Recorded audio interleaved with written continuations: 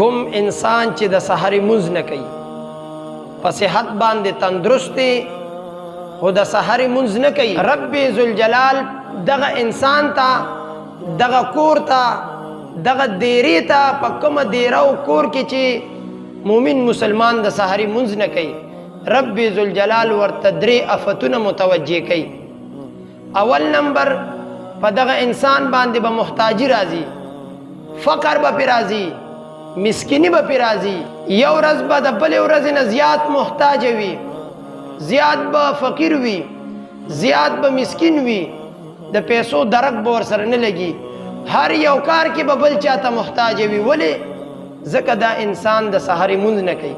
کوم انسان چې د سحری مونځ نه کوي رب ذوالجلال دک انسان ته دویم آفت متوجه کوي چې په دغه کور کې با، په دغه دیره کې با، په دغه اجره کې با چې څوک د سحری مونځ نه کوي دغه کور دغه اجره کې به جنگ جګړې وي، بې اتفاقي به وي، ځکه به جنگ جګړې وي، ځکه به بې اتفاقي وي. دا ولې؟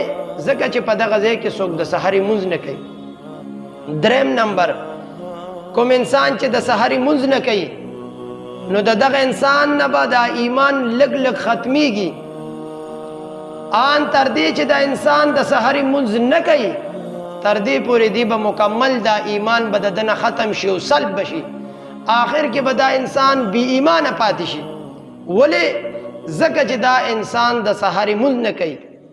او حدیث پاک کې راځي د دوانو جانو سردار فرمایي کوم انسان چې د سحری مونځ نه کوي دغه انسان زنکدن بسخوي. حضور مبارک فرمایي کوم انسان چې د سحری مونځ نه کوي نو دغه انسان ته په قبر کې دردناک عذاب ملاويږي. ولې؟ ځکه دې د سحری مونځ نه کوي، ځکه زنکدن سخت دی، ځکه دې د سحری مونځ نه کوي، ځکه ورته قبر کې عذاب ملاويږي. رب ذوالجلال دې مونږ او تاسو 15 وخته مونځګزار جوړ کړي. رب ذوالجلال دې مونږ او تاسو ته د سحری مونځ په جمع ادا کولو سره توفیق را نصیب کړي.